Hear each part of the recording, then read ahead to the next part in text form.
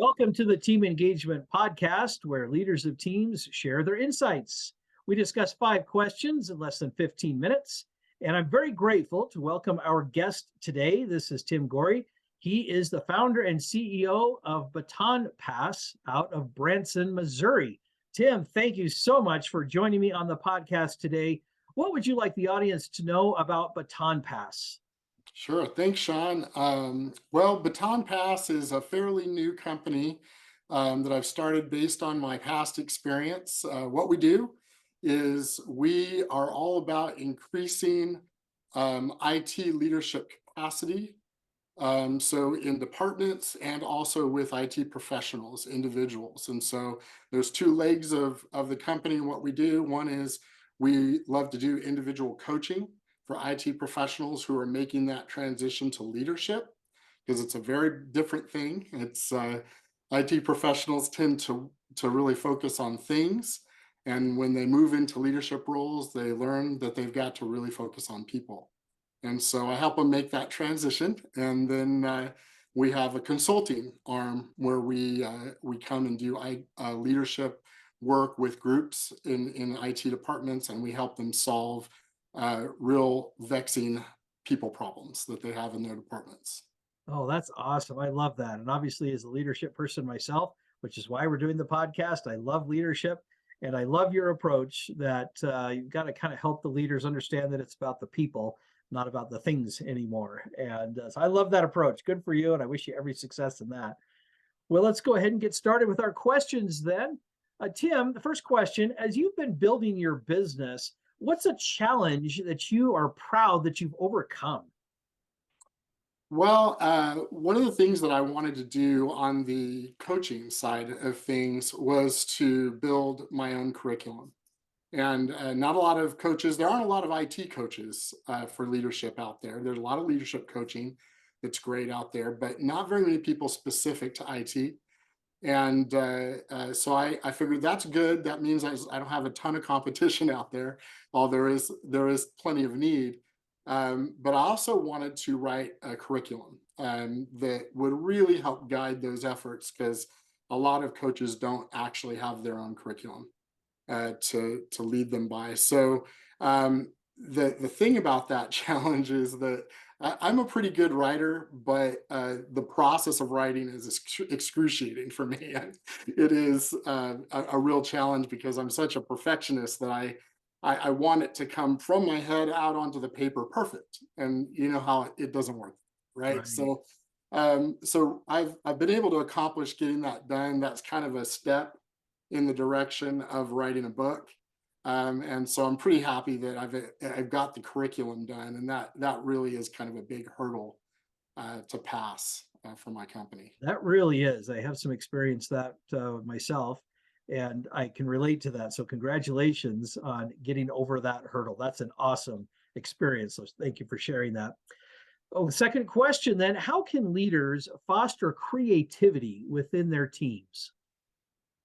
That's a really good question, because I think leaders often will find themselves kind of torn between um, getting people on mission and on vision for the organization, and then also trying to tell them how to do it, or like having processes and procedures that tell um, individuals in the organization exactly how to do everything. And there's a benefit to having those types of procedures, but also the downside a lot of times is it really discourages innovation and creativity. And so the way that I help people sort of foster innovation and creativity in departments, especially in IT departments, is by really getting them focused on the vision and the mission of the organization. And then beyond that, as a leader, what I'm trying to do is say, anything that you do that furthers this mission and this vision is great with me, and really try to encourage anything that moves us in that direction, even if it's not something that was my idea or the CEO's idea or anybody else's idea who's a leader in the company. And even if it's not an idea that we end up running with as an entire organization, still being encouraging of those kinds of ideas that you can really identify hit on the mission and the vision of the organization.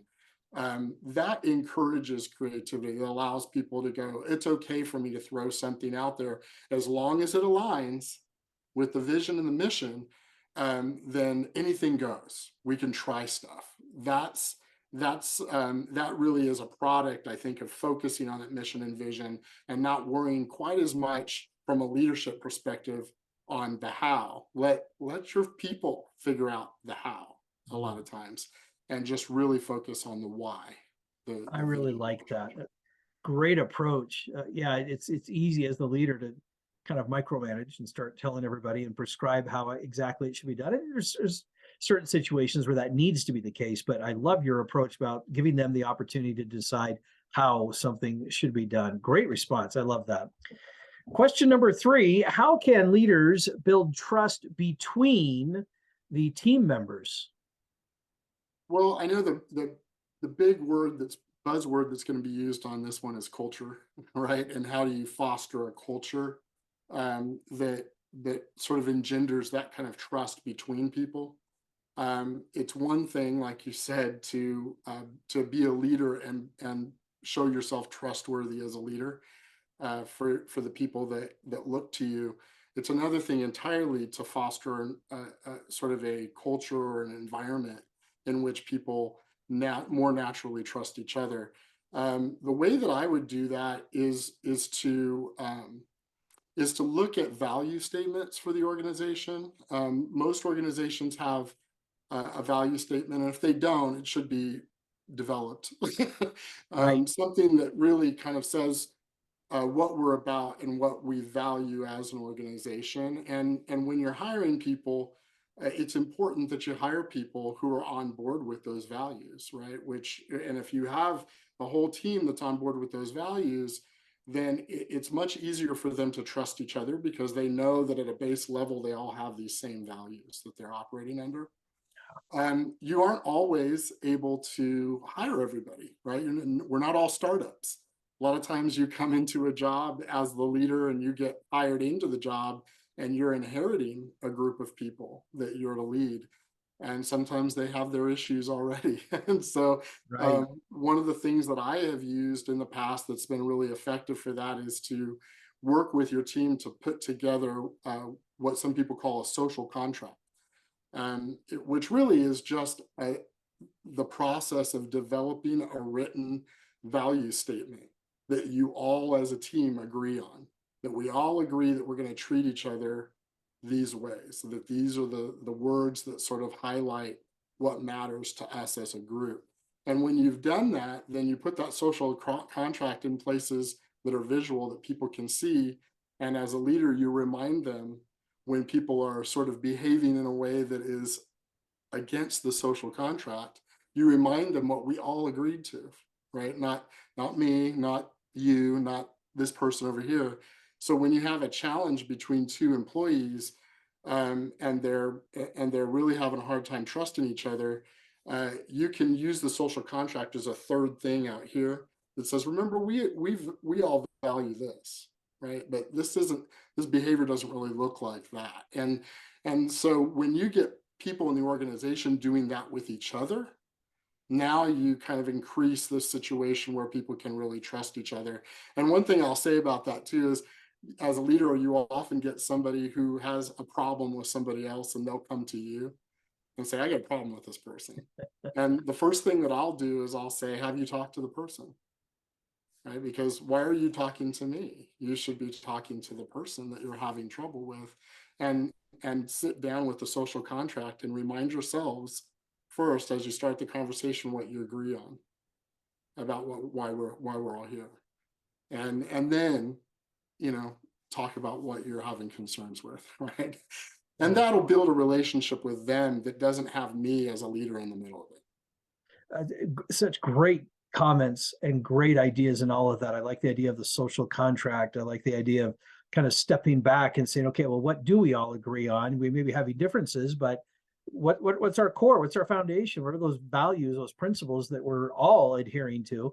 And as needed, calling people out a little bit and saying, okay, what you're doing doesn't line up with what we've kind of agreed that we're going to do in our team or our company, whatever it is. And so great comments. I really like that. Question number 4, is there an example of sometime in your life, whether it's business or unrelated perhaps, either way, but is there a time when you've had maybe a setback or some kind of a failure as you might perceive it, but turned it into a win? Yeah, absolutely. When I was a chief technology officer for a school district in California, um, I had a boss who was the chief business officer, which is often a kind of a normal configuration. The head technology person would report to the head business person of the organization. And she was great. But when we sat down for an evaluation one year, an annual evaluation from me, she made a statement that was, talking about how she was perceiving that I was performing in a certain area, and it was completely wrong, at Mm, least in my perception, wow. right? But I think and it hurt. It was kind of like, wow, man, this person, my boss, really um, doesn't understand what's really going on here, and it's reflecting badly on me. Which was something I had to obviously kind of take away and think about for a while. So that was kind of a failure. If anything, even though I didn't agree with it, I didn't think it was correct what her perception was, it was still her perception.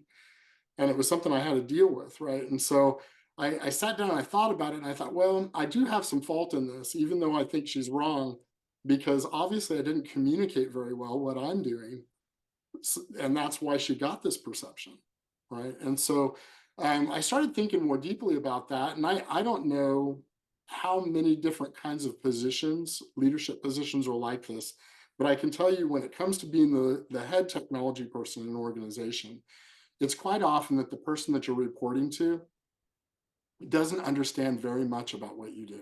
Wow. Okay. That's just, it's just kind of a fact of life.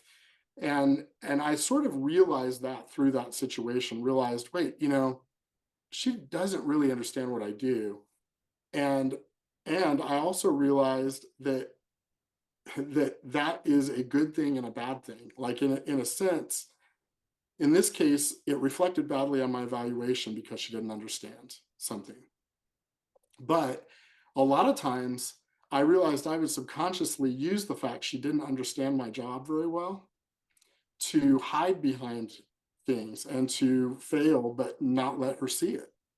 I could kind of get away with stuff Mhm. because she had to kind of just trust me in a lot of areas Right. because she didn't really understand. And so once I started really realizing that, I thought, if I'm really confident that I'm doing well in this position, what I should do is set up my own evaluation process for myself that's based on data from the people who really understand whether or not I'm doing things well. And in the case of myself, I was the leader, and so that meant getting survey information from the people I lead and letting them tell me whether or not I'm doing a good job. Mm. Really And great so comment. I Yeah. developed that whole process. Yeah, I developed a process for evaluating myself, that then I took at the end of the year, my evaluation meeting, I took all that information to my boss and said, here it is. Here's what my people think of me. Here's the things that they identified I could probably do better at. And these are going to be my goals for the next year, is to work on these things. And when I did that the next year after that bad evaluation, um, my boss was absolutely blown away by the transparency in that, and the humility that I had to be able to allow my people to tell me how I was doing. Right. Right. And it absolutely transformed, not only my practice, my leadership practice, but my relationship with my boss. That's a great story. I love that. And you used the word humility because that was the word that was coming to mind, was that you had the humility to accept not just the criticism, and not just kind of swallow it, but to actually learn from it. And that's the very point of this question, is to say, okay, well, something that was kind of perceived as a setback or a failure, you turned it into a win. How do you learn from it? How do you grow from it? And I love that approach. I usually end my podcast episodes with this phrase, but I'm going to cheat a little bit and bring it here and now, because it makes so much sense for this part of the discussion. But I always talk about have humility to learn and then courage to act. You had both, and that's such a great example of how you handled that situation. You had the humility to learn from it, but then you also took some action. You didn't just Right. sit on it, but you said, okay, what can I actually do to improve the situation? I love that. That's a great example. Thanks for sharing that. Absolutely. All right, our last question. Tell us just a little bit about your very first job. My first job, I signed up for the United States Air Force when I was 17 years old, before I started my senior year in high school. So I Wow. knew I was going to go. It had something to do with a movie that came out in 1986 that you may That be had a familiar sequel with. just this last year. Yes, that's the one. Right. So, yeah, so I was very inspired by that movie, like a lot of young people were, and decided I don't really want to do college right now. It wasn't something I was that interested in, and but that I was interested in, and so I went into the Air Force. I signed up for the Air Force, and uh, as I went in, I was still 17. I had to get permission from my parents. I had to get them to sign off because I was still 17 when I turned 18 in basic training, which was, not the greatest birthday ever, but I'll but bet. that was my first job, and I was assigned my job. You get to uh, in the military, when you go in, you do what's called a dream sheet, where you say, here are the top 8 jobs that I would like to have. And then I found out that they call that a dream sheet for a reason, right? That you put what you want, and then they go, yeah, we're going to give you this. So, but I was fortunate. They gave me my number 4 choice on the dream sheet, which was an IT job in the Air Force, and that really shaped my entire career. Oh, So that's it was an incredible experience, and I was stationed overseas in Spain for 2 years during the Gulf War, first Gulf War, mm, um, and got to travel all around Europe and have some really incredible experiences. And um, I owe a lot of growing up and a lot of work ethic and a lot uh, of my abilities today to that start that I got in the military. well, that's great. And yes, a great launch, if I can dare use that word in an Air Force context there, but a great launch to your whole career. That's great. And thank you for your service to our country. I appreciate that personally. So thank you. My pleasure. And Tim, thank you so much. I've really enjoyed having you on the podcast today and hearing of your experiences and your wisdom and your insights. How can people get a hold of you? Well, I have a website. It's pretty easy to get to. It's my company name with an IT for information technology in front of it. So itbatonpass.com. And you can get my phone number, make an appointment with me there, see what we do, and the whole bit. I'm also got an unusual name, Tim Goree, spelled Goree. And you can search my name on LinkedIn or Facebook or Twitter, and I'm there. I'm in all the spaces there. So Awesome. Great. Thank you again. This is Sean Richards with the Team Engagement Podcast, where leaders of teams share their insights. For more ideas, we invite you to go to teamengagementpodcast.com. We also invite you to subscribe or somehow follow whatever it is that you do, whether it's the video or audio version. We would love to have you join us on a regular basis. And again, we remind you to have humility to learn and courage to act. Thanks so much for joining us on the podcast today. Have a great day.